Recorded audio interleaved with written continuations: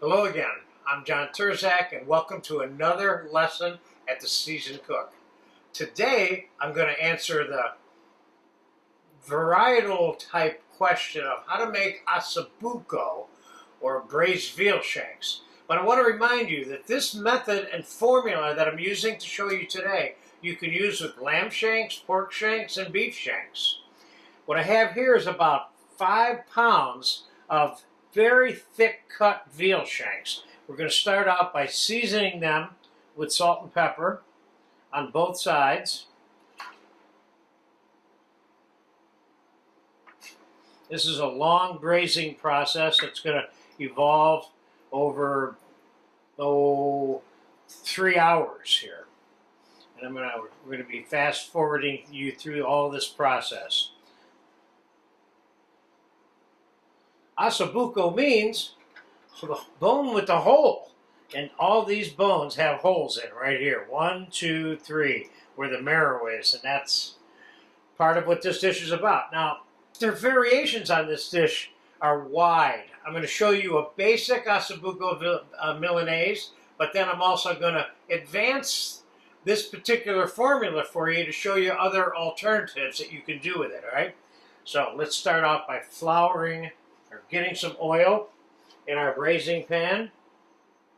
We're going to use a combination of extra virgin olive oil and whole butter. Got a couple ounces of each in there. Now we're going to flour these shanks on both sides.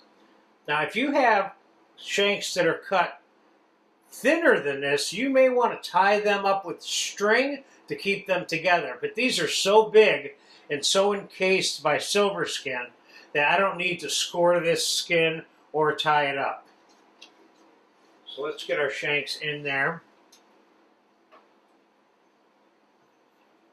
We're going to brown them lightly on both sides.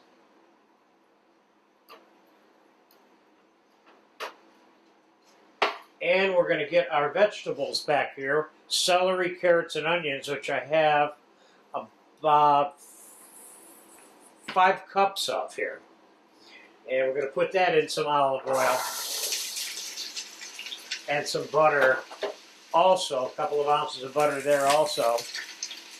And I'm going to add 3 or 4 tablespoons each of, a total of fresh chopped oregano and fresh sage. I'm going to throw that right in the veg, along with 3 or 4 bay leaves and some dried leaf thyme, a little bit. Now, as I said to you a moment ago, the variations on this are very wide. I mean, some people will not put sage or oregano in it. Some people will just put thyme in it, and some people will not put any of that in there. So it's kind of up to you, but the basic dish we're going to make is going to have some highlights to it. So let's give these both a chance to brown, and we'll come back in a second when they get brown, and then we'll take it to the next step. Okay, the veal has been sauteing for about 10 minutes, and the vegetables have also. They brown slightly on the one side, and I turned them over, and they're just about finished browning on the other side. And the veg, which I have in a separate pan there, is looking good. Nice and cooked. Now, I'm going to add about a half to 3/4 of a cup of chopped garlic to the vegetables. And I'm going to add a couple of cups of dry white wine.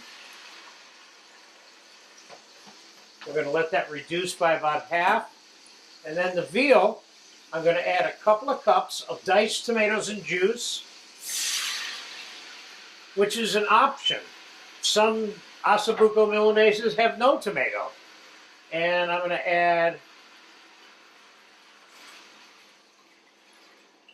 about 4.5 to 5 cups of ground beef stock. You could use chicken stock too, some people do. I like the brown beef stock effect. Now we're going to let that come up to a simmer, with a half of a navel orange that I have cut in half. I'm just going to squeeze it and throw it into this pan, because we're going to cook this with a little bit of the orange also. So we'll be back in a minute or two when the stuff gets reduced, and we'll put it all together and get it into the oven to braise. All right, the white wine has reduced by about half or 2/3. It's even semi-dry. We're going to dump it right on the pan with our veal shanks. And you'll notice I have enough liquid in this pan to immerse the shanks 1/3 to 1/2. And throughout the braising time, I'm going to make sure that that liquid level stays there, okay? So we're going to put a lid on it. Now we're going to put it in the oven until they're tender enough to eat and falling off the bone at about 325. You can go 350 if you want, depending on your oven and your pot. How's that? So let's get the pot in the oven, and we will come back when they are done. I will tell you exactly how long it took for them to be cooked, tender enough to eat. And then we will finish this dish a couple of different ways. A provincial, regular a la Milanese way, and then another way. Okay, the Osso Buco Milanese has been braising for 2 hours and 15 minutes, and it's done. Now we're going to get it out, and we're going to get it finished.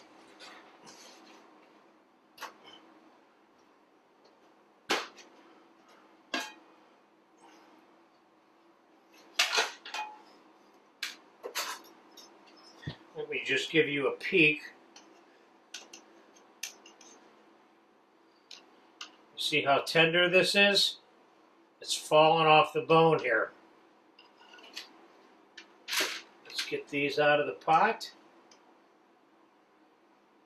Nice, nice, nice.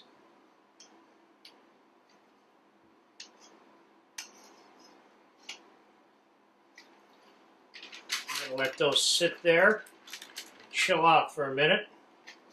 Let's get rid of the orange. Put that in the garbage. Now, as I mentioned to you earlier, we're going to make 2 versions of this Osso Buco Milanese. In both cases, we're going to reduce this juice. Now, if I was just making a real, more traditional Osso Buco Milanese, I wouldn't even necessarily strain this.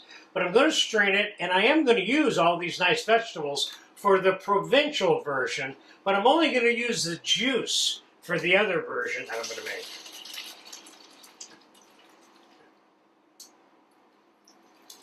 Did I make it? I made it. Okay, let's get those veggies out of there. I'm going to pull those bay leaves out of there too. This we're going to serve as part of the food. Now, if I was serving all of these provincial style, I'd have the right amount of food here. But I'm kind of splitting it in half because I want to show you 2 ways to finish this item. So let's get this juice on the stove to reduce.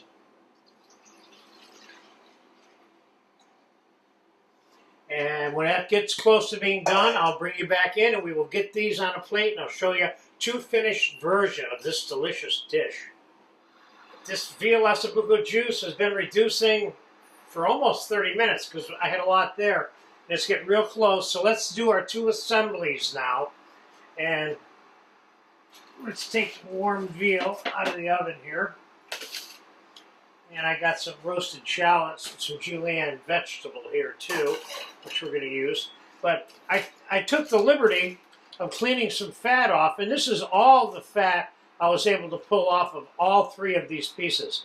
And as it turns out, we definitely have 3 main dish meals here.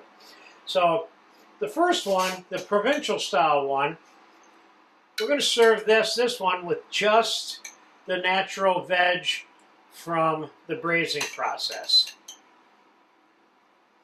minus any bay leaves that we might see. And let's put one of these on here, like so. And let's serve the risotto Milanese, which I have a video for you for, with the other one. Although you could certainly serve this risotto Milanese with the provincial version too. And let's get this one on the plate. These are hot. Ouch. Now if you have little lobster picks that you want to get that marrow out of, or really tiny spoons, or the holes happen to be bigger, you can scoop your marrow out of there with those. So we have enough for another main dish over here for later, which is great. And on this one, I'm going to put a little bit of julienne veg, just for fun. I'm going to put a couple of nice roasted shallots around this. Could I be putting mushrooms, olives, roasted tomatoes? I could put all kinds of things on this.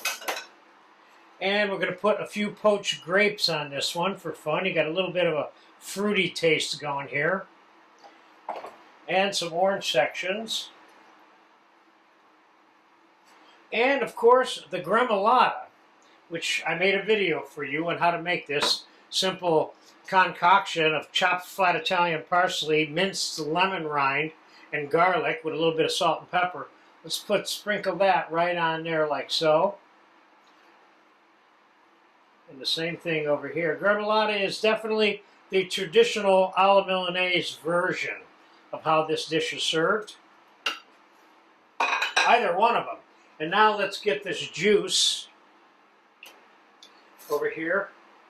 Let's just test it for salt and pepper real quick, and then let's ladle it on here, and then we'll be pretty much on the go-go here for this. You'll notice that this is getting to be a little bit syrupy.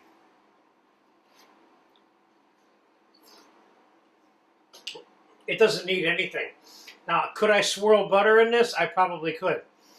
The important thing is that I only have enough juice left here for the 3 versions. I don't want to have enough for 6, because then it's not going to be concentrated to the amount that I want. So you want to get your best concentrated flavor. So let's get the juice on there. That looks good. And let's get the juice on this one. Now these are expensive, expensive meals. You go out to a restaurant to buy one of these, which I'm not so sure I'd even recommend doing it. I'd probably recommend that you make it yourself. And I think, just for fun, because we have the risotto over here, let's just throw a little bit of cheese along the border of this one. And we are done with that. But, of course, I have to have a little bit of olive oil in this. And there you have Osso Buco alla Milanese, more traditional version here, which you could have served with the risotto, and one with that's a little more fluffed up, with some poached grapes and orange sections, and roasted shallots, and julienne veg, and with the gremolata on both. So there you have it. You get a chance to make this, definitely make it. And again, I'll remind you, you can use pork shanks, veal shanks, and beef shanks. It's not necessarily the same dish, but you can use this entire method and apply it to those shanks also. So there you have it. Enjoy it.